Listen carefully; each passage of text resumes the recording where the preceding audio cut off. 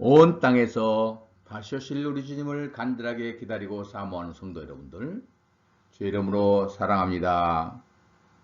오늘은 요한계시록 강의 10번째입니다. 제목은 사랑하는 자들아 죽도록 충성 또 충성이라는 제목으로 말씀드리려 합니다. 찬송가 383장 환난과 핍박 중에 1절에 보면 환난과 핍박 중에도 성도는 신앙 지켰네. 이 신앙 생각할 때에 기쁨이 충만하도다. 성도의 신앙 따라서 죽도록 충성하겠네. 이 찬송가는 오늘 우리가 살펴보려고 하는 서머나 교회에 주시는 주님의 말씀을 그대로 찬송으로 옮긴 것입니다. 곧 다시 오실 우리 주님께서는 한 가지 바라는 것이 있습니다. 이 땅의 모든 교회와 성도들에게 이제 주님의 나라를 위해서, 주님을 위해서, 복음을 위해서 죽도록 충성해 달라는 것입니다. 이 세상 나라도 죽도록 충성하는 백성들이 많이 필요합니다. 요즘 러시아와 우크라이나 전쟁에서 보듯이 우크라이나에서는 대통령을 비롯해서 수많은 백성들이 생명을 걸고 전쟁터에 나가며 충성을 보여주므로 세계를 감동시키고 있습니다. 이들은 전쟁이 끝나면 나라에서 모두 상을 받을 것입니다. 우리 주님의 나라는 수많은 순교자의 피로 세워졌습니다. 사실은 이렇게 순교자의 피도 필요 없이 주님이 우리 하나님의 권능으로 그냥 세울 수 있습니다만 주님께서는 순교자의 피로 나라를 세우십니다. 다시 말씀드리면 우리 하나님께서는 창조자의 능력과 권능이 있기 때문에 전능하신 자의 힘과 능력으로 순식간에 나라를 세울 수 있습니다. 그럼에도 불구하고 성도들에게 죽도록 충성하기를 원하십니다. 왜 그런지 아십니까? 죽도록 충성하는 사람에게 생명의 멸관을 주신다고 약속하셨는데 이 상급은 상상도 못할 큰 상급입니다. 잠시 후에 이 상급을 다시 한번 잘 알아보도록 하겠습니다. 우리 예수님도 이 땅에 오셨을 때에 하나님의 나라를 세우기 위해서 자기 몸을 십자가에 못 박히기까지 충성하고 순종하셨습니다. 그래서 하늘에서 받은 보상이 무엇인지 아십니까? 빌립보 2장 6절로 11절에 소개되어 있습니다. 예수님은 죽기까지 복종 순종하심으로 온 인류 앞에 주가 되셨습니다. 모두 주여 주여 하는 것이 주님이 받은 상급입니다. 또 땅에 있는 자들과 땅 아래에 있는 자들과 모든 자들이 주님 앞에 무릎을 꿇게 하셨습니다. 영원한 왕이 되는 상급을 받으셨습니다. 본문을 한번 보도록 하겠습니다.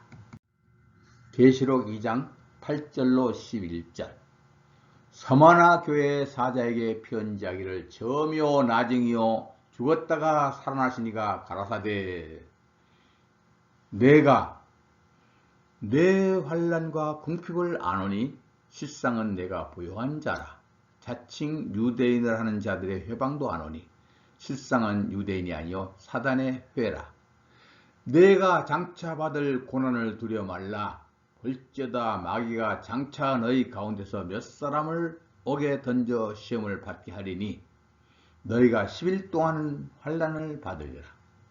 내가 죽도록 충성하라. 그리하면 내가 생명의 면류관을 내게 주리라. 귀 있는 자는 성령이 교회들에게 하시는 말씀을 들을지어다. 이기는 자는 둘째 사망회를 받지 아니하리라 하셨습니다. 여자의 일생을 쓴 프랑스 작가 모파상 1850년에서 1893년까지 살던 사람인데 그는 신학교에 들어갔다가 퇴학을 당한 청년이었습니다. 그는 어려서부터 하던 신앙생활을 청산하기로 하고 자기 마음대로 인생을 살겠다고 결심합니다. 그 후 문학의 뜻을 두고 정진해서 10년 만에 유명한 작가가 되었고 돈을 많이 모으게 되었습니다. 그는 지중해 요트를 가지고 있었고 노르망디의 대저택을 파리에는 호화 아파트를 갖고 쉴 새 없이 애인을 바꾸면서 살았습니다. 비평가들은 그에게 찬사를 보냈고 군중들은 그를 흠모했고 그의 은행에는 돈이 항상 넉넉했지만 그는 안질병과 불멸증에 시달리기 시작합니다. 그러던 1892년 1월 1일 새벽에 새벽은 밝았지만 인생의 의유를 잃은 그는 칼로 자신의 목을 찔러서 자살을 기도합니다. 그러나 죽지는 못했고 간신히 목숨을 구했지만 정신이 비정상이 된 그는 정신병동에서 알 수 없는 소리를 지르면서 발작하다가 43살의 나이로 세상을 떠났습니다. 그의 묘비 명예는 그가 말년에 자주 외친 삶의 독백이 기록되어 있습니다. 나는 모든 것을 소유하고자 했지만 결국 아무것도 갖지 못했다. 그는 부자의 꿈을 이룬 것 같았으나 실상은 가장 처절하게 가난한 인생을 살게 된 것입니다. 그런데 오늘 예수님은 1세기 소아시아 서머나 교회 성도들에게 편지하시면서 너희들은 가난한 것 같지만 실상은 부유한 자들이라고 말씀하셨습니다. 모파상과 정반대의 인생을 산 사람들이 서머나 성도들이었고 그런 이들이 공동체가 바로 서머나 교회였습니다. 오늘 이 말씀을 전하는 저도 평생 가난을 자처하면서 살아왔습니다. 그러나 45년 동안 목회하면서 부족한 것이 하나도 없고 지금도 부족한 거 하나도 없습니다. 지난 날들을 생각하면 얼마나 신기하고 기쁜지 모릅니다. 가난한 것 같지만 실상은 부유한 자라. 이 삶을 살아보지 않는 사람들은 이해할 수 없습니다. 이 간증은 나중에 시간 나는 대로 한번 해야 될 것 같습니다. 그래서 요즘도 제가 잘하는 농담이 있습니다. 나에게 있는 것은 돈밖에 없다. 왜요? 필요한 것은 다 아버지가 채워주시니까요. 그렇습니다. 사랑하는 성도 여러분. 이 교회는 참 가난한 교회 같았지만 부자 교회였습니다. 서머나 교회는 2세기에서 3세기 속사도 시대에 로마 황제의 박해를 받던 시대를 예언하고 있습니다. 이 교회의 이름의 뜻은 모략이다, 맛있다, 향기는 좋다 이런 뜻을 가지고 있습니다. 여러분 모략이라는 것이 무엇입니까? 말 구유에 놓으신 아기 예수님에게 동방박사들이 선물로 준 것이 모략이었죠. 그리고 주님이 죽으셨을 때에 니고데모가 모략을 한 그쯤 가지고 와서 시체에 발라주셨습니다. 이와 같이 모략은 주님의 고통과 죽음과 관계가 깊은 약입니다. 그러므로 서머나 교회는 주님의 고난에 동참하는 교회이므로 모략이라는 의미의 이름을 간직하게 되었습니다. 맛있다. 예수를 믿을 때에 축복과 은혜로 단맛을 보려고 하는 것이 모든 신자들의 현주소입니다. 그러나 서머나 교회는 예수로 말미암아 쓴맛을 보고 사는 교회였습니다. 출애굽기 12장 8절에 보면 양고기를 먹을 때에 쓴 나물과 함께 먹으라고 했는데 이 교회는 진정 쓴 나물과 함께 복음을 받아 먹은 교회였습니다. 이 의미는 또 잠시 후에 살펴보겠습니다. 향기는 좋다 했습니다. 광풍이 몰려고 폭풍이 몰려고 어떤 시련의 바람이 불어와도 가시와 터 백합화는 향기를 풍기지요.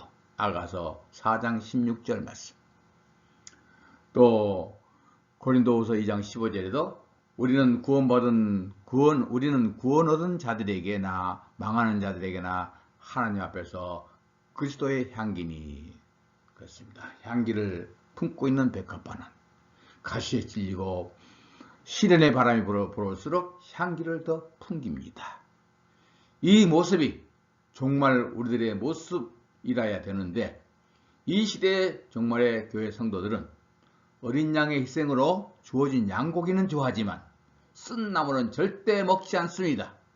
다시 말씀드리면 은혜시대 복음은 환영하지만 종말 시대의 순교자의 신앙은 절대 전하지도 않고 듣기도 싫어합니다. 이것이 정말 라오디게아 교회의 모습입니다. 이제 이 서머나 교회 모략 쓰다, 향기는 좋다. 방금 설명했는데 화면이 좀 늦었군요. 서머나 교회에 나타나신 주님의 모습. 8절에 보니까 처음이요 나중이요 죽었다가 살아나시니 그랬습니다. 참으로 1세기 당시 이 교회는 고난받고 순교하는 교회였습니다. 이 교회 감독자는 폴리카비였는데 주 55년에 순교의 피를 흘렸습니다. 그는 로마의 군인에게 체포되어 끌려가고 있었는데 그를 끌고 가는 군인이 폴리갑을 풀어주고 싶은 인간적인 동정의 마음이 생겨서 폴리갑에게 사정했다고 합니다. 나중에 다시 믿더라도 지금 예수를 안 믿겠다고 한마디만 해달라는 것이었습니다. 그때 폴리갑은 이렇게 말했다고 합니다. 예수님은 나의 생애에 한 번도 나를 외면한 일이 없거늘 내가 어찌 한 번이라도 그를 외면할 수 있겠느냐. 그는 결국 장엄한 순교를 했습니다. 그 후 그를 본받은 많은 성들이 순교했다고 합니다.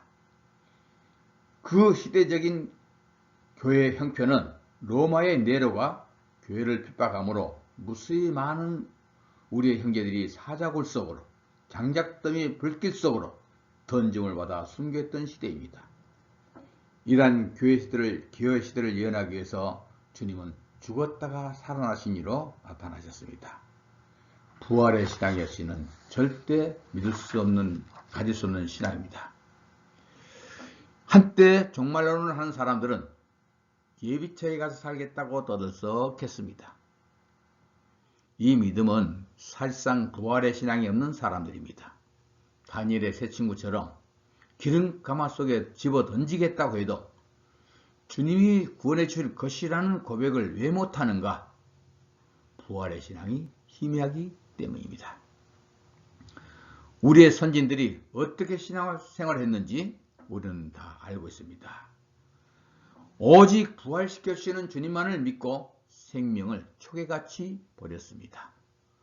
고린도후서 1장 8절로 9절에 보면 형제들아 우리가 아시아에서 당한 환난을 너희가 알지 못하기를 원치 아니하노니 힘에 지나도록 심한 고생을 받아 살 소망까지 끊어지고 우리 마음에 사형 선고를 받은 줄을 알았으니 이는 우리가 자기를 의뢰하지 말고 오직 죽은 자를 다시 살리시는 하나님만 의뢰하게 하심이라 그랬습니다. 그래서 실상은 부요한 자입니다. 자칭 유대인의 회방도 안다 그러셨습니다. 자칭 유대인들은 자기들이 아브라함의 자손이라고 자랑하면서 말씀의 영적 맥락과 깊이를 전혀 알지 못하는 유대교 광신자들을 말합니다.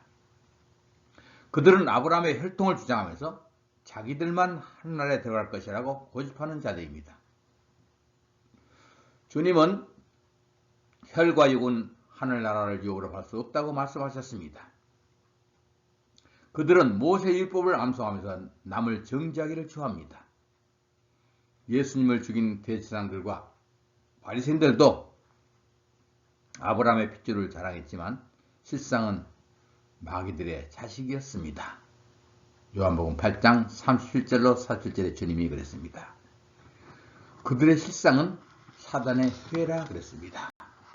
겉으로 보면 선민이요 거룩한 백성들 같지만 실상은 사람들이 모여 사는 집합체라는 것입니다.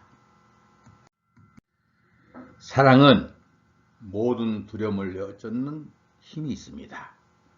죽은 자를 살려주시는 주님의 사랑을 진실로 믿는 성도라면 주님을 위해서 당하는 고난과 환난쯤이야 웃음으로 맞이할 수 있습니다. 우리는 서만학교회 시대에 카타콤의 선교자들을 기억해야 합니다. 그들은 폭군 네로의 손에 잡혀서 무수히 사자굴 속에 던짐을 받았습니다. 예수를 믿는 죄 때문에 온 식구가 한꺼번에 사자굴 속에 던짐을 받게 되는 경우도 많았습니다. 그때 어린 자녀가 달려드는 사자를 보고 두려워 떨면서 그 아버지가 자녀의 눈을 가려주면서 이렇게 격려합니다. 아가야, 조금만 참아라. 사자가 우리를 물어서 죽이면 잠시 후에 우리 주님이 우리 모두를 영원한 나라에서 살도록 부활시켜 줄 것이다. 그리고 온 가족이 하늘을 향하여 찬송을 부르면서 사자에게 찢겨 순교를 당했습니다. 오늘날 환난을 두려하여 환난 없이 휴거할 것이라고 성도를 속이는 거짓 선지자들과 그들의 말을 복음이라고 믿고 따르는 겁쟁이 신자들은 주님을 위해 환난과 순교를 각오하는 성도들보다 먼저 죽을 것입니다. 왜냐하면 주님께서 말씀하시기를 죽고자 하는 자는 살 것이요 살고자 하는 자는 죽으리라고 하셨기 때문입니다. 또 마귀가 장차한 너희 가운데서 몇 사람을 옥에 던져 시험을 받게 할 것이라고 격려하셨습니다. 마귀는 멀리 교회 바깥에 있는 것이 아닙니다. 언제나 교회 안에 성도들과 같이 있습니다. 그러나 주님을 위해서 신앙생활하는 것이 아니라 자기 목적을 위해서 신앙생활하는 사람들은 우리가 눈여겨봐야 됩니다. 이런 사람들이 때가 되면 언제라도 성도들을 환난에 넘겨줍니다. 그런 자들이 바로 유대인이었지요. 나름대로의 열심히 있었습니다만 언제나 자기 목적을 가지고 신앙생활을 하다가 때가 되면 로마 당국자들에게 성도들을 고발했던 것입니다. 또 10일 동안 환난을 받을 것을 말했습니다. 10일 동안의 고난은 무엇을 말하냐면 성경의 10, 100, 1000, 만 이 수는 층만수를 말합니다. 다윗이 골리앗을 쳐부수고 나니까 사울은 천천히요 다윗은 만만이라고 했죠. 하늘의 천사들도 수가 천천 만만으로 소개됩니다. 이것은 모두 층만수를 말합니다. 주님이 달리신 십자가는 10수입니다. 이것은 우리 주님이 당하신 충만한 고난을 말합니다. 그러므로 성도들의 고난도 십자가의 고난이므로 10일 고난입니다. 이것은 성도들의 많은 고난을 말합니다. 다니엘도 10일 동안 물과 채소만 먹고 사는 시험을 받았습니다. 이 말씀도 날짜로서의 10일이 아니라 채식만을 해도 얼굴이 상하지 않는 완전한 시험기간을 말한 것입니다. 주님은 지금도 우리를 위하여 이제 십자가의 고난에 동참하라고 이런 자를 찾고 계십니다. 이것이 10일 고난입니다. 마태 10장 38절에 또 자기 십자가를 지고 나를 쫓지 않는 자도 내게 합당치 아니하니라 그랬습니다. 죽도록 충성하면 생명의 멸관을 주신다고 그랬습니다. 죽도록 충성이라는 이 부탁은 아무에게나 할 수 없습니다. 정말 마음이 통할 수 있는 사람, 정말 부활의 신앙이 있는 사람들에게 우리 주님 신랑 되신 예수님과 한 뜻이 된 사람들에게 우리 주님이 부탁하는 말씀입니다. 오늘도 우리 주님은 이 부탁을 할 수 있는 사랑하는 신부들을 찾고 계십니다. 왜냐하면 놀라운 상급을 예배해놓고 계시기 때문입니다. 완전한 고난 가운데서 순교를 각오하고 충성을 다하는 신부들에게는 생명의 멸류관 주신다 그랬죠? 이 생명의 멸류관은 영생토록 생명이 차고 넘치는 축복을 말합니다. 그리고 멸류관은 왕이 쓰는 권세의 상징입니다. 종합적으로 말하면 영원히 시들지 않는 영원한 권세 자리를 약속하신 것입니다. 다시 말하면 왕같은 제사장입니다. 세상에서는 주를 위하여 시들어져가는 풀잎처럼 보잘것없는 벌레처럼 살았으나 주님의 나라에서는 생명력이 넘치는 영생의 존재가 되는 것입니다. 이 교회 이기는 자에게 약속이 있지요. 이기는 자는 둘째 사망의 해를 받지 아니하리라. 둘째 사망이란 무엇일까요? 둘째 사망이란 다시는 부활을 기대할 수 없는 영원한 죽음을 말하며 불의 형벌을 말합니다. 계시록 21장 8절이 소개되어 있죠. 그러나 두려워하는 자들과 믿지 않는 자들과 흉악한 자들과 살인자들과 술객들과 우상 숭배하는 자들과 모든 거짓말하는 자들은 불과 유황으로 타는 못에 참냐리니 이것이 둘째 사망이라 그랬습니다. 우리가 보편적으로 생각하는 사망은 의식도 사라지고 아무것도 모르는 시체를 생각합니다. 그러나 성경이 말하는 사망은 하나님과의 단절된 관계를 말하고 있습니다. 그러므로 두 번째 사망의 형벌을 받을 자들은 영원히 하나님과 단절된 장소에서 고통과 함께 영원히 살아가게 되는 것입니다. 사랑하는 성도 여러분, 한번 깊이 생각해 보세요. 하나님의 사랑과 자비가 전혀 없는 세계를, 이 세상에서는 하나님을 배반하고 살아도 일반 은총이 있어서 천하 모든 사람들에게 차별 없이 주시는 따사로운 햇빛과 비와 자연의 모든 혜택을 누리면서 먹고 마시고 죽을 때까지 잘 살 수 있습니다. 그러나 하나님이 없는 곳은 영원히 숨막히는 곳이고 목마르고 절규 속에서 죽지도 못하고 사는 곳입니다.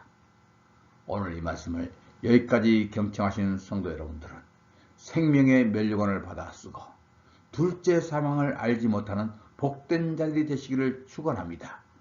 우리 주님이 약속하시는 상급은 우리의 생명과 바꾸어도 아깝지 않는 놀라운 것입니다. 모두 이 상급을 바라보면서 나아갑시다.